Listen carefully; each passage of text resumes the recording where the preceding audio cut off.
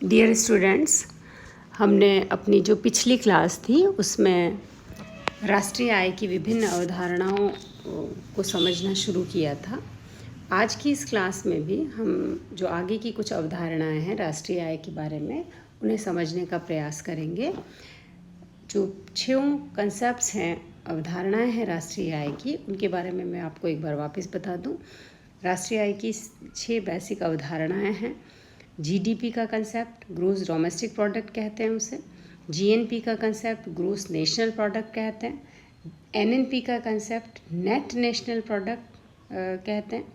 NI, national income का concept, ये क्या होता है।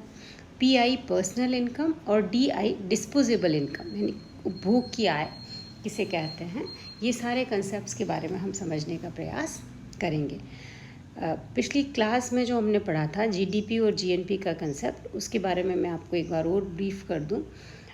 जीडीपी का और जीएनपी का जो कंसेप्ट है, जीडीपी का मतलब होता है ग्रोस डोमेस्टिक प्रोडक्ट, और जीडीपी का अर्थ है किसी भी देश की सीमाओं के भीतर देश में उपलब्ध संसाधनों से जितना भी उत्पादन किया जाता है उसे हम सकल राष्ट्रीय उत्पाद कहते हैं।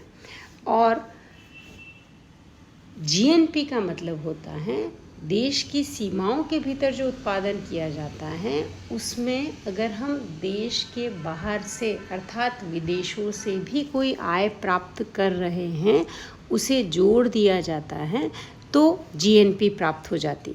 अर्थात जीडीपी है देश की सीमाओं के भीतर प्राप्त संसाधनों से, उपलब्ध संसाधनों से प्राप्त होने वाली आय जीडीपी कहलाती है। और इन जीडीपी में अगर हम विदेशों से प्राप्त आय को भी जोड़ देते हैं तो उसे हम जीएनपी कहते हैं। ये बात और है कि जीडीपी और जीएनपी बराबर भी हो सकते हैं, जीडीपी जीएनपी से ज़्यादा भी हो सकती हैं, और जीडीपी जीएनपी से कम भी हो सकती है। ये सब डिपेंड करता है हमारी विदेशी व्यापार में क्या कंडीशन है या क्या स्थिति है। क्योंकि हमको विदेशी व्यापार से लाभ भी हो सकते हैं। लाभ कब होंगे? जब हमारे निर्यात ज़्यादा हैं और आयात कम है, तो ऐसी स्थिति में विदेशी व्यापार से क्या प्राप्त होंगे? हमें लाभ प्राप्त होंगे। और जब हमें विदेशी व्यापार से लाभ प्राप्त हो रहा है तो डेफिनेटली हमारी जीएनपी क्या हो जाएगी? जीडीपी से ज़्यादा हो जाएगी।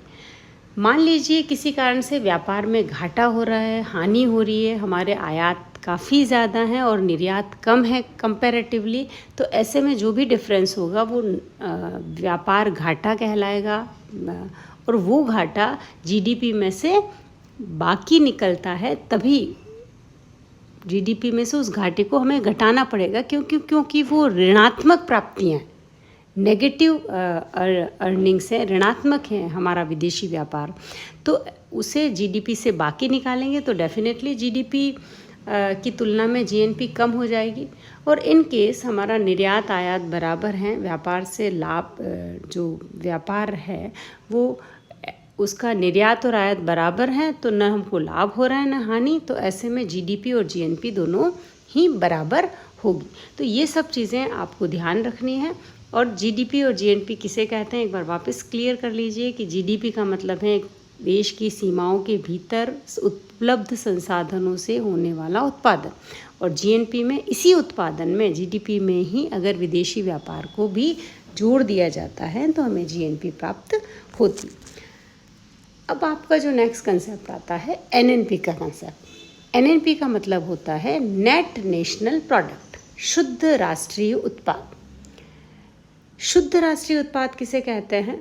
शुद्ध राष्ट्रीय उत्पाद का मतलब है कि जीएनपी तो हम पढ़ ही चुके हैं, जीएनपी में से अगर हम मूल्यह्रास को बाकी निकाल देते हैं, मूल्यह्रास का मतलब होता है डेप्रीशिएशन, डेप्रीशिएशन को जीएनपी में से घटा देने पर जो भी हमें प्राप्त होता है उसे हम क्या कहते हैं? जीएनपी एनएनपी कहते हैं। तो जीएनपी में से डेप्रीशिएशन को बाकी निकाल देंगे तो हमको क्या प्राप्त हो जाएगा? एनएनपी प्राप्त हो जाएगा। डेप्रीशिएशन क्या है? डेप्रीशिएशन का मतलब होता है, बहुत सामान्य शब्दों में डेप्रीशिएशन होता है पूंजी की घिसावट। पूंजी की घिसावट किसे कहते हैं? पूंजी किसे कहते हैं? मशीनरी जो भी है हमारी उत्पादन में जो प्रयुक्त होती है, मशीनरी जो भी उत्पादन करती हैं, वो मशीन, ऐसा नहीं है कि हम 1 साल के उत्पादन को देख रहे हैं तो जो सारी मशीनें हमने इस साल लगाई हैं वो अगले साल ख़त्म हो जाएंगी या नष्ट हो जाएंगी, ऐसा नहीं होता है। एक मशीन बहुत ही लंबी अवधि तक काम करती हैं, 10 साल 20 साल, किसी हर मशीन की अवधि अलग अलग हो सकती हैं, लेकिन पहले साल में जो मशीन उत्पादन में जितना एफिशिएंटली प्रोडक्शन करती हैं, डेफिनेटली अगले साल उससे कम, उसके अगले साल उससे कम, और धीरे धीरे मशीन में कुछ प्रॉब्लम्स आ सकती हैं जिससे उसकी प्रोडक्टिविटी, उत्पादकता, उसकी काम करने की कुशलता थोड़ी कम होती है। और इसी सब को हम गिसावट का नाम देते हैं, डेप्रिसिएशन का नाम देते हैं, पूंजी के कंजम्पशन का नाम देते हैं। यानी हमने कितनी पूंजी का उपभोग कर लिया इस साल उत्पादन में, तो उस गिसावट का आकलन करना भी बहुत ज़रूरी होता है। उस गिसावट का आकलन हम कैसे करते हैं?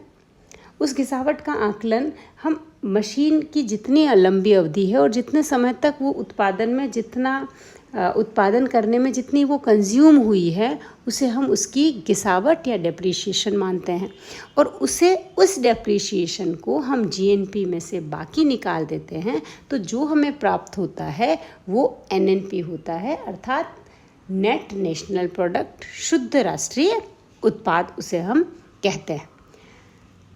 शुद्ध राष्ट्रीय उत्पाद का आकलन हम 2 तरीके से करते हैं। एक तो साधन लागत पर शुद्ध राष्ट्रीय उत्पाद, जिसे हम एनएनपी एट फैक्टर कॉस्ट कहते हैं, और दूसरा बाज़ार कीमत पर शुद्ध राष्ट्रीय उत्पाद, जिसे हम एनएनपी एट मार्केट प्राइस कहते हैं। एनएनपी एट मार्केट प्राइस और एनएनपी एट फैक्टर कॉस्ट दोनों अलग अलग। फैक्टर कॉस्ट तो बिल्कुल आप समझ सकते होंगे कि फैक्टर कॉस्ट का मतलब क्या होता है? साधन की लागत, साधन लागत। लागत क्या है? उत्पादन की, साधनों की क्या लागत होती है? साधन कौन कौन से होते हैं उत्पादन के? ये आप सब जानते हैं, भूमि, पूंजी, श्रम, प्रबंध और साहस, ये 5 उत्पादन के साधन हैं बेसिकली। अब इन सारे साधनों की लागत कितनी? अगर हम भूमि लेना चाहें तो उसके लिए लागत हमको क्या देनी पड़ेगी? लगान के रूप में देनी पड़ेगी। श्रमिक को रखना चाहें काम पर तो उसको मजदूरी देनी पड़ेगी। प्रबंध को वेतन देना पड़ेगा। पूंजी अगर हम कैपिटल इन्वेस्ट करना चाहते हैं तो इसके कैपिटल के इन्वेस्टमेंट के लिए हमें ब्याज देना पड़ेगा, और साहसी को लाभ और हानि देना, लाभ और हानि उसका हिस्सा होता है। तो ये जो सारे हिस्से हैं एक साधन की, ये जो सारी कॉस्ट हैं, इनको अगर जोड़ दिया जाए तो ये सब क्या कहलाता है? एनएनपी एट फैक्टर कॉस्ट कहलाता है। एनएनपी एट फैक्टर कॉस्ट और एनएनपी एट मार्केट प्राइस दोनों अलग अलग चीज़ें हैं। एनएनपी एट जो फैक्टर कॉस्ट है उसी को हम एनआई कहते हैं। एनआई का मतलब है राष्ट्रीय आय। तो राष्ट्रीय आय जो हम बात करते हैं बार बार, उसका अर्थ है एनएनपी एट फैक्टर कॉस्ट, अर्थात साधन लागत पर शुद्ध राष्ट्रीय उत्पाद। और बाज़ार कीमत पर शुद्ध राष्ट्रीय उत्पाद क्या होता है?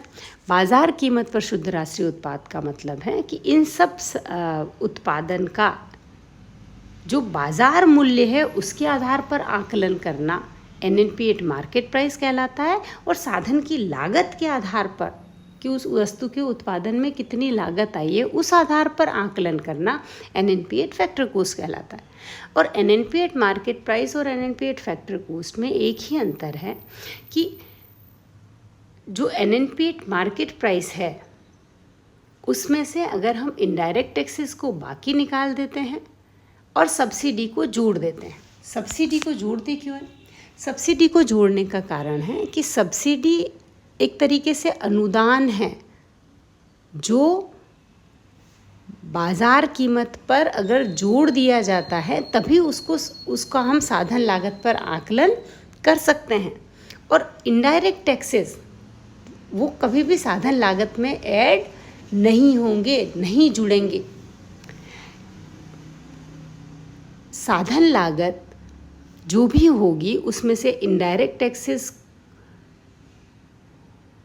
बाकी निकलेंगे मार्केट प्राइस में से और सब्सिडीज़ जुड़ जाएगी, तो हमें एनएनपी एट फैक्टर कॉस्ट प्राप्त हो जाएगी।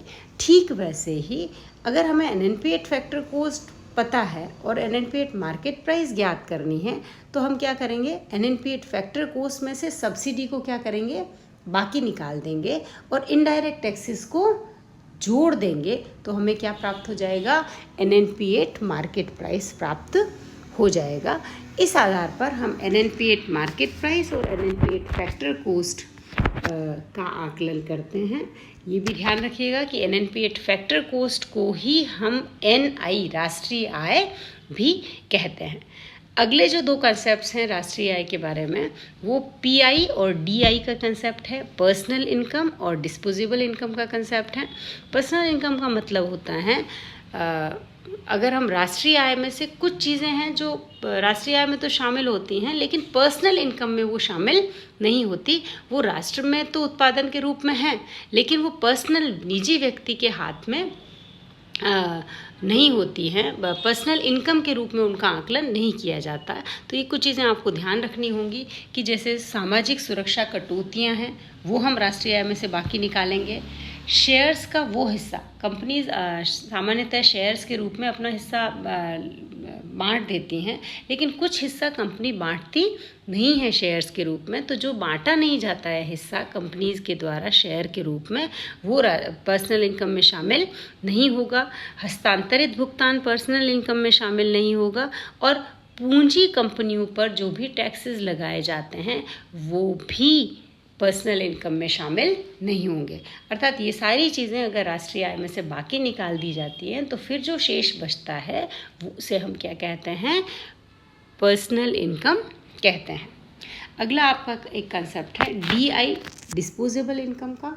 डिस्पोजेबल इनकम किसे कहते हैं कि ऐसा इनकम का वो हिस्सा जो व्यक्ति सामान्यतः खर्च कर लेने की स्थिति में रहता है। आप भी महसूस करते होंगे, तो बहुत ही सिंपल सी चीज़ है कि आय का जितना भी आय प्राप्त होता है, आप अपने घरों में भी महसूस कर सकते हैं, जो भी आय प्राप्त होता है वो 2-3 हिस्सों में बढ़ जाता है। या तो उस आय से कंजम्पशन होता है, हम कोई भी चीज़ खरीद लेते हैं, या उसकी कुछ बचत कर देते हैं कि हम भविष्य में कंज्यूम कर सकें, हमारी ज़रूरत पे कंज्यूम कर सकें। तो या तो कंजम्पशन हुआ या बचत हुआ, और या तीसरा क्या हिस्सा होता है, इनकम टैक्स का हिस्सा होता है, निजी जो कर होता है उसके रूप में उस आय को दे दिया जाता है। तो डिस्पोजेबल पर्सनल जो इनकम होती हैं उसमें से अगर निजी कर को बाकी निकाल दिया जाए तो क्या बचेगा, डिस्पोजेबल इनकम बच जाएगी। पर्सनल इनकम में से आपने इनकम टैक्स को बाकी निकाल दिया तो फिर जो आय बचती है वो केवल उपभोग और बचत पर खर्च की जाती है, उसे हम डिस्पोजेबल इनकम कहते हैं। Thank you.